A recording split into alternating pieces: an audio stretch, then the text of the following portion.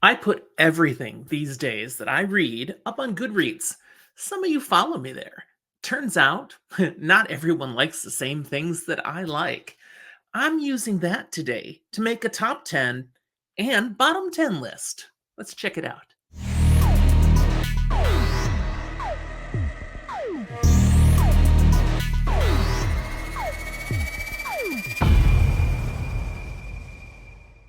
Welcome to Fantasy for the Ages, the show where a father and son talk about fantasy, science fiction, and other nerdy things that we enjoy. Today, I'm making a top 10 and bottom 10 list with the help of Goodreads. If you end up enjoying this, be sure to hit the like button. Heck, you can do it now and then take it away if I don't come through for you. And we sure hope that you'll subscribe to our channel. Take a look at all the other things here on our channel. I think you'll find something that you'll enjoy. So I want to give a little credit as I get into this episode for its inspiration. Truth in advertising. I saw recently on my recommended YouTube videos another one by booktuber Jonathan Cohen. It was called The Worst Books I've Read According to Goodreads, Fantasy, Sci-Fi, Mystery. Now, I didn't watch the video. I just saw the title. And that title specifically triggered what became this episode. I didn't want to copy anything Jonathan had did, so that's the other reason I definitely haven't watched that video yet. So there's no direct influences here, and even what I've come up with doesn't match what his title was. But nevertheless, I wanted to give him and his channel a shout out because it inspired this particular episode. Go check out his YouTube channel. He's got some good content there too. I typically find that I read things I like, and I tend to be very optimistic and positive with the ratings I therefore put onto Goodreads. There's not much that I read that gets a low score. Readers have shown that on Goodreads, they often have very different opinions of the things that I've read. It's fascinating. So what I've done today is gone and reviewed the ratings on Goodreads of the 790 books I've taken the time to put up there. I've read more books than that, but that's the bulk of the science fiction and fantasy and some horror quality novels and content that I've read. I sorted then these books according to their ratings on Goodreads, not my ratings, but all Goodreads users, and came up with a top 10 and also the bottom 10 of my 790 books. So let's take a look today at what people think of the books I've gone through, and we'll see how much we agree with. I'm going to start on the positive side, the top 10 books. These are the best books I've read, according to Goodreads raters, starting with number 10 and then working my way up to number 1. I do want to share a note here, though. When I did this list the first time, it was packed with zombie apocalypse literature and other similar types of books. I mean, I had a couple of other big-name fantasy novels that did make the list, but yeah, zombie apocalypse lit. I'm into that, and we're a passionate niche group, and apparently we're into giving the ratings on Goodreads. But there's not a lot of us. It kind of skewed the list. So I tweaked things then, and I made it so that in order to be on this list, both the top 10 and the bottom 10, you got to have at least 10,000 ratings. I mean, some of these zombie books had like 405. And they were very good ratings, but that's a small sample size compared to what's out there. So those are out, but I'll give a shout out to Mark Tufo's Zombie Fallout series and Peter Meredith's The Undead World series and the follow-up Generation Z series. A whole bunch of these books were in my top 10. I'm not the only one who likes zombie apocalypse who thinks these are really good. So I know some of you don't think they're good, but we'll save that for a different episode. I do also want to give a shout out to author and friend Eric Hahn and his Drakensard series. Middle grade fantasy books. It's a series he's got out. Book 1, Jake the Dragon Talker, is the only perfect 5.0 on my list, according to Goodreads raters. Only 4 people have rated it, and one of those was mine. So it's off to a great start, but obviously, I can't include that in the list either. Still, it was kind of nice to see, ooh, one book on the list is a 5.0. All right, let's get to these then. And again, rating from the bottom to the top. What makes my top 10? Well, at the bottom, we have a four-way tie. So we're going to start with actually number 9, 10, 11, and 12, because they all come in locked up with a 4.57 out of 5 stars. And which books are those? Tiamat's Wrath, book 8 of the 9-book series The Expanse by James S.A. Corey. That is, the first of these 4. I list it first because it has the least ratings. A little over 67,000 ratings. For me, the rating was 5-star. Good book. The next of the four-way tie is A Memory of Light. The 14th and final book in Robert Jordan's The Wheel of Time series. This book being part of what was completed by Brandon Sanderson.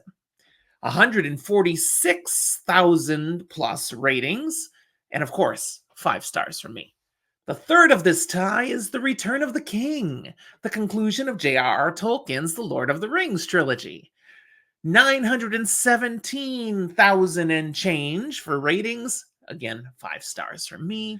And to wrap up the tie at the bottom, we've got Harry Potter and the Goblet of Fire, book 4 of J.K. Rowling's The Harry Potter series, with a ridiculous 3,744,000 and some ratings. Another 5-star for me. So those are some great books to share the space down at the bottom. What could I have going up higher? Well, next up is another tie. Just 2 this time. So tied up for 7 and 8 at 4.58. I've got 2 Harry Potter books. Harry Potter and the Half-Blood Prince, book 6, with 3,313,000 and change ratings, and my 5 stars are one of those. And Harry Potter and the Prisoner of Azkaban, so book 2, 4,249,000 and change, and my 5 stars is in there. Wow. Moving up a little further, what could be next? A 3-way tie. These are so tight. So tied at 4.62. I've got, first, Rhythm of War, book 4 of Brandon Sanderson's The Stormlight Archive, with just 152,274 ratings. It hasn't been out as long as some of the others. 5 stars for me. It's tied with Oathbringer, book 3 of the same Stormlight Archive by Brandon Sanderson, 253,000 and change ratings, and my 5 stars are in there. And Harry Potter and the Deathly Hallows, the final book of J.K. Rowling's Harry Potter series, 3,750,000 and change, and my 5 stars. Let's move up a little higher, and we get another tie at 4.66. A tie for third and fourth goes to Saga, book 1, the graphic novel comic series by Brian K. Vaughan and Fiona Staples. Just 12,835 ratings, so it barely makes the list, but it's strong, and my 5 stars is one of those. And it's tied with The Way of Kings, book 1 of Brandon Sanderson's The Stormlight Archive. That puts 3 of the 4 Stormlight Archives in my top 10, 508,630 votes there, and I gave it 5 stars. Number 2 is not a tie. Yes, not a tie. So what do I have for number 2 at 4.75? Very strong vote.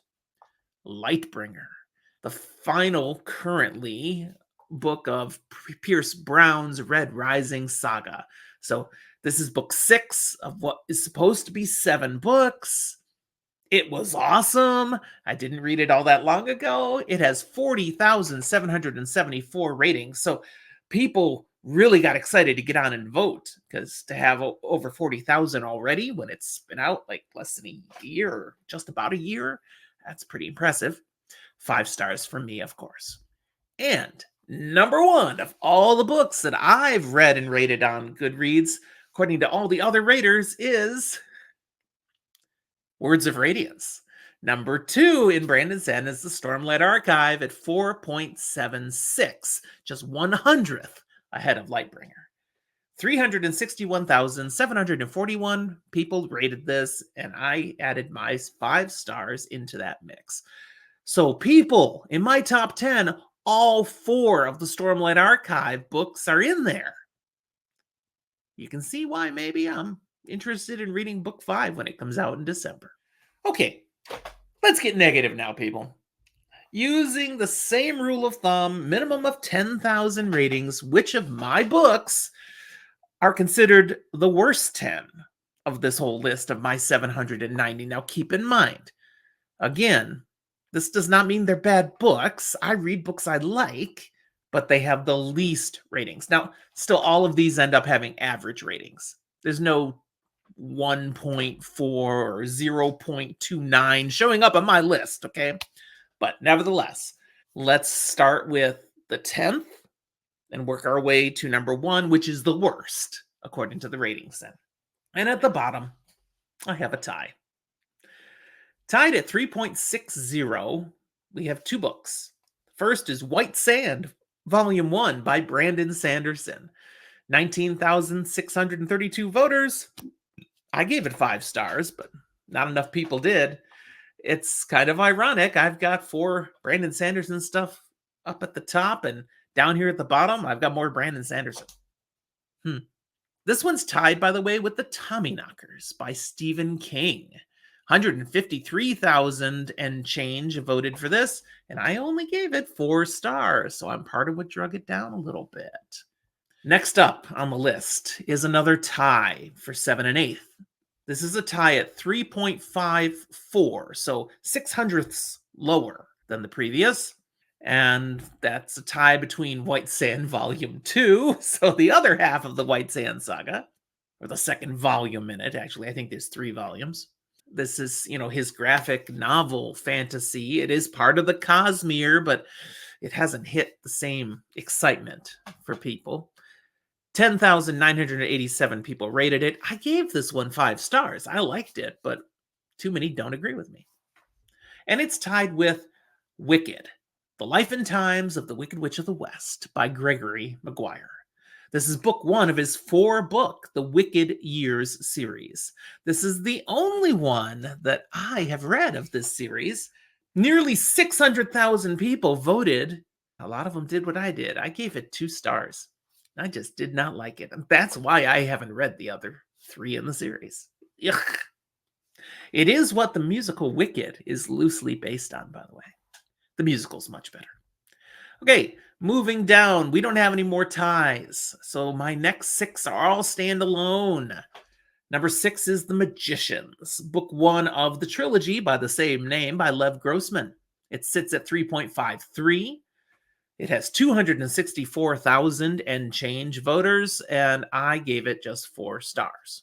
Number 5 is Zoo by James Patterson at 3.51. I read this when there was a TV adaptation coming out.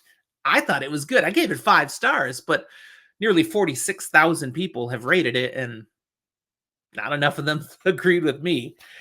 It's, again, down here at 3.51. But below it, number 4 on the list is From a Buick 8, another Stephen King book at 3.48. 69,000 and change voted on this one. I also gave it only a 4 star. It's not a stronger Stephen King book. Number 3, Star Wars, The Truce at Baccarat by Kathy Tyers. Just a 3.46 for this one. 13,490 people voted for it. I give it 4 stars.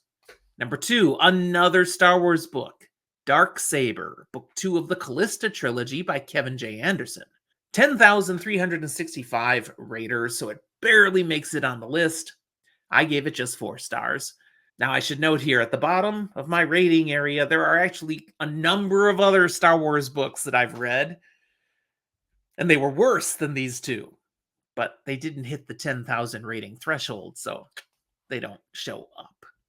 So these are Legends books now. I read a lot of Star Wars books back then, and while I was entertained, I guess it's kind of niche. A lot of people were like, nah, Star Wars trash. Now people are missing these books. Number one, however, is not a Star Wars book. The lowest rated of the books I've read and put on Goodreads is The Colorado Kid, another Stephen King book. Only 3.38 rating out of 53,000 and change raters. I did just give it 4 stars. And I agree. These Stephen King books, okay, the Tommy Knockers I like, but these other ones, yeah, they were weaker. I read them, but it's part of why I've stopped reading Stephen King for now, because I start fizzling out. All right, that's what I have. I'm interested to see what you thought. You have any comments on here? Any books that surprised you that they're as low as they are? Anything that surprised you about the top ones? Let me have it. And if you just love zombie apocalypse, drop that in the comments too. There's a whole playlist on our channel here for zombie books. Let me know if you want to see more. Thanks for watching, everyone. We'll talk to you next time.